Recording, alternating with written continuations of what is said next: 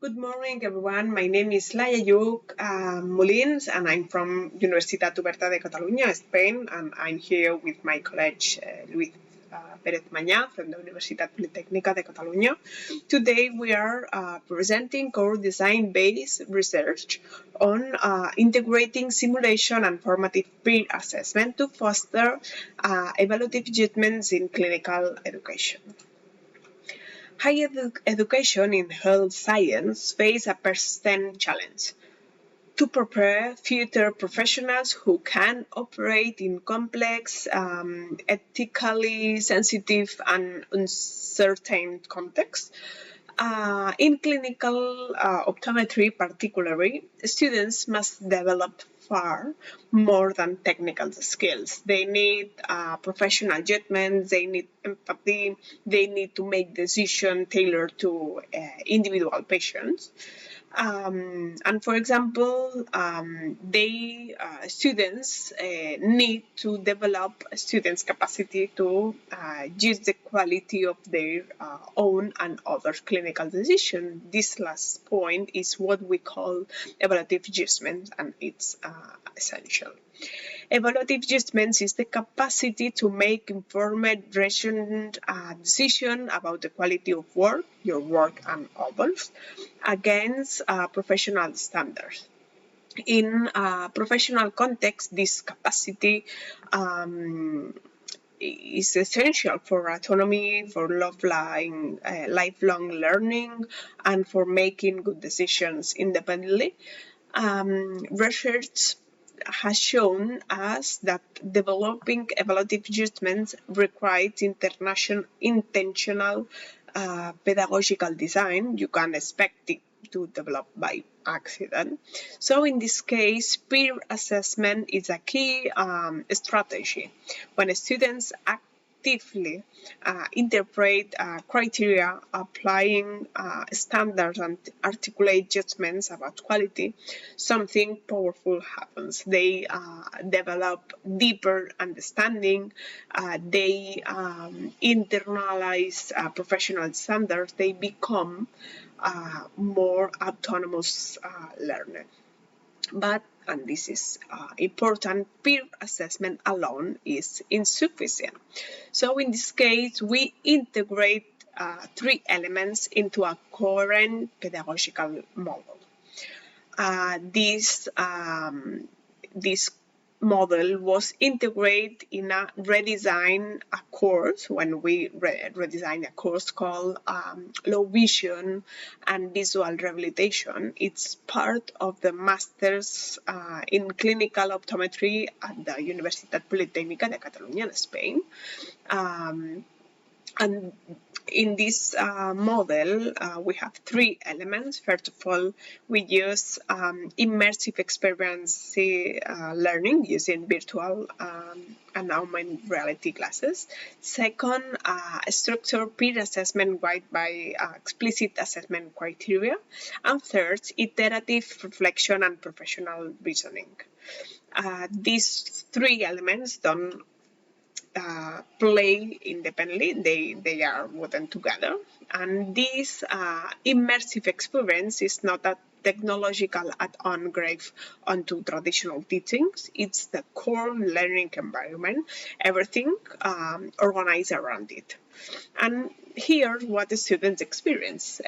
First of all, students using virtual or augmented reality classes, students engage with real immersive scenarios that simulate different low vision conditions.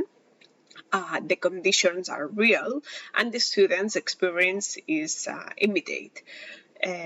Students don't just watch simulation, they perform it. They try to read medication levels. They navigate physical spaces with limited visual fields. They identify objects in low contrast environment, for example. By experiencing this situation from a first person's perspective, something shifts. Students move beyond abstract descriptions of impairments. They develop deep understanding, deep learning. They develop empathy. They understand clinically and emotionally what visual disability means for everyday functioning. After the immersive experience, students work in small groups. They analyze the simulated cases. And we, in this case, we plan 2 peer feedback loops or cycles. We design 2 loops. In each loops, 3 things happen. First, students submit their clinical proposal. Second, their peers provide qualitative feedback, and this qualitative feedback was guided by share assessment criteria that makes explicit what counts as quality in clinical reasoning. And third, students enter a reflective phase. They analyze the feedback they have received, and they think about how it shapes their next iteration, and they also articulate what they have learned. Across these 2 loops, students alternate roles. Sometimes you are assessing a peer work, and sometimes your work is being assessed. Let me explain, or let me show about the cognitive mechanisms at work. In this case,